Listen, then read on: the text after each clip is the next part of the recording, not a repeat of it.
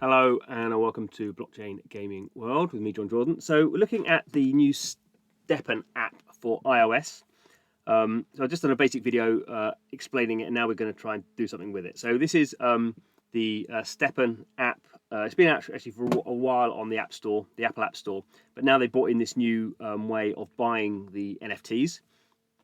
So previously you had to buy NFTs using cryptocurrency. So you can see at the top of the screen there on the right, there's these little cryptocurrencies. So STEPN has its own cryptocurrency. It's actually a utility token and a governance token, and you use the governance token called GMT to buy NFTs. That's how it's always worked. That's how it still works on Google on Android devices. But in Apple now, we have this new system where you're using in-app purchases to buy NFTs. So for STEPN, you need to have an NFT in order to play. It's not really a game. It's a sort of move and earn game, they call it. So you have to have one of these NFTs, and then you have to move around with it, and then you sort of earn some of the utility token. You can level up. You could sort of add gems to it, and you can level it up and all this sort of stuff. And you can breed it if you want to, and make new trainers. So pretty crazy. And you can see further down it has this sort of a sort of score. So how to play and all this sort of stuff. And it has an energy system, so you can't sort of just keep earning. So I don't have anything at the moment. Don't have any of these NFTs. And here now we have the NFTs. So this is a live marketplace for all the NFTs. So there are all these NFTs. Actually, it's sort of complicated with STEPN that it supports 3 different blockchains. So we can sort of, crazy. We can look on Ethereum. We can see here these are the NFTs on Ethereum. These are really expensive compared to the ones on Solana and BNB, which are the 2 other blockchains. So this is like 2,733 of these new Spark currencies. So effectively that's $273. If I come back to go on Solana, we can see the cheapest ones here are $45 basically, and that's similar for BNB. So there's different types of these. So there's runner ones. There's these are all runner ones. There's jogger ones. There's walker ones. So for these runner ones, you actually have to run. So you have to run between 8 and 20 kilometers an hour in order for them to register your pace. So these are cheaper because people clearly don't want to run around. People maybe prefer to walking. So you can see these are the NFTs, and this is a live marketplace. So people will be buying these, I assume, through the Apple iOS app and also through the mobile marketplace, and also the Google Play app. This is an open marketplace. It's not a special marketplace just for the iOS app. This is the live global marketplace for STEPN NFTs across different blockchains. So we're looking at the Solana blockchain at the moment. So I've actually pre-filled my Spark. So Sparks here work like this. It's an in-app purchase. So I'm doing this using Apple. So I'm using this. This is paid for this with my credit card, and Apple gets its 30%. This is like any other, buying gems in Clash of Clans or whatever. So 10 Spark is £1, £1 in the UK or $1 in the US. So we sort of pay more in the UK as ever. And it says here, bottom, Spark cannot be exchanged for cash, withdrawn, or transferred. So this is sort of a useless sort of currency, really, unless you want to buy an NFT. And even if you do buy an NFT, you can have money left over. So you can see, I've actually bought 500. So I bought $50 worth of this Spark token, and now 500 is enough for me to buy one of these NFTs. If you also notice, the most expensive Spark package at the moment is $30. So you actually need to do multiple in-app purchases in order to buy the cheapest one at the moment, which seems a bit crazy. Normally for in-app purchases, you have $100 will be the maximum.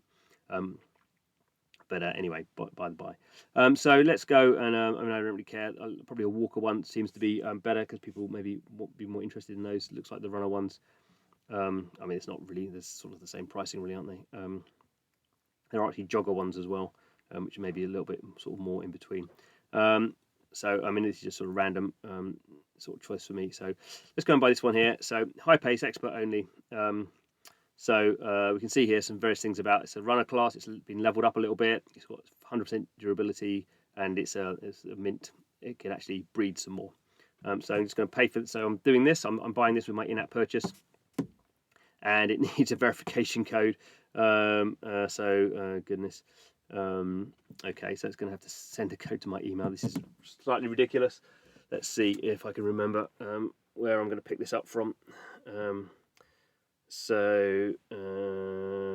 Right, let's have a look at my email, and do I have anything coming through? Where no, nothing yet. So this is sort of this is sort of one of these weird things where supposedly they are making it easy for people, and maybe they're not actually making it that easy. Okay, so let's come through this one. Right, so my code is this. Okay, so there we go. So I've purchased that. We can see I now have 51. I now have 51 cents of, or 51p in the UK of this useless Sparks token that I can't do anything with. But now I come here and I have my lovely runner trainer, and if I wanted to go running, I could hit start, and it would have to track me and all the GPS blah blah blah, and I would earn money, which I can't be bothered to do. So there we go. So now there we go. So now I've got these things. I have these, and I can have an efficiency socket, so I can spend some of this cryptocurrency to open those, and then I can sort of leveling up. This is a common NFT. We can see as I level up, so the attributes sort of go up. So you need to repair it over time. What was that one? What was that one doing? So mint. So this is when you're sort of breeding them. So this is the other thing. This is a fusion. Yeah. So you can level up by burning other NFTs. So I get a sort of cheaper NFT and burn it. So we know that from RPGs. So this is this transaction will lower my energy cap. I don't know what all this nonsense is, to be honest, but I can probably transfer it out to another Solana wallet. So haven't got a wallet created at the moment. I could create a wallet from within this app if I wanted to, and I have to then put Sol in there to transfer it. So the other interesting thing here is I can sell this, and I can't sell it for Spark, because the whole point about Spark is that it is a sort of just an in-app currency just for the iOS app. So they don't want you. There's no point in you getting that back, because all you can do is buy another NFT with it. So they have to let you, when you're selling the price, when you're selling these, you do it in GMT, which is their underlying token, and that's, say, on the open marketplace what all these NFTs are being sold for. And so interestingly, what's happening in this marketplace here is these prices are all being converted by STEPN itself. It's doing a markup. It looks like it's between 40 and 50%. They're doing a markup on these. Maybe they have a fixed fee, so it's obviously 30% that will be Apple, and then probably at the lower prices they have maybe, I don't know, like $5 or something as a sort of a cap in terms of sort of minting costs and other costs that they have. So you're buying here is much more expensive than buying it in the open market. But when I set the price to sell these, I'm going to have to set it in the GMT token. And then, presuming that I do sell it, I'm going to end up with GMT tokens in this app, which then I'm going to have to fiddle around with, setting up a wallet and sending it some Sol so I can do a transaction and get that out and blah blah. So it's going to be a total pain in the ass.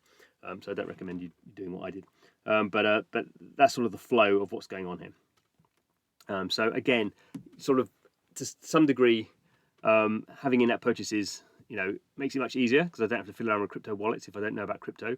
But it doesn't really solve the problem of that. If I want to sell this on, which is sort of one of the points of NFTs, is that I have to then go through all the crypto rigmarole to get the token out, and I'd have to change the GMT into a Sol, and then send it to a wallet, or basically do it to a stable coin on the Solana blockchain and then send it out to a wallet. So I sort of need either something crypto that I would want to buy on that Solana blockchain, or I'd need an exchange account with Binance or Coinbase in order to get that money out back to my bank account. So there is a circular process there you can do, but it's not a particularly easy one in a sense, by not allowing and making it easy for people who don't understand crypto to get into this sort of stuff. You're making it almost like harder for them to get their money out at the end, which may not be the appropriate sort of thing that you want to happen. Anyway, by the by, this is where we are. As I said in the sort of previous video, I think what's interesting is that this I don't think this will be a game changer for STEPN, because STEPN is an app that's been out for a year, and it's sort of had its sort of time in the sun. It's sort of, the prices were up, the prices are down now. I'm sure that people are still using STEPN, but it's It's not necessarily something that's new, and people are going to be sort of streaming to it and using their in-app purchases in order to spend $50 buying one of these. But for other apps that are maybe a bit better designed for it, certainly for more game apps, you can kind of see there's something a bit more interesting that perhaps could be happening in the coming months. So we'll wait and see what happens. I think it's obviously, and we know this has been happening because Apple have been saying this for a long time. We've just not seen any app actually implement this yet. And so that's sort of good to see, at least, that Apple is implementing its rules, even if it's sort of in some ways sort of creating more problems than it's solving. We will see how game designers and game economy designers deal with this sort of stuff in the future. Thanks for watching the video. See you again soon.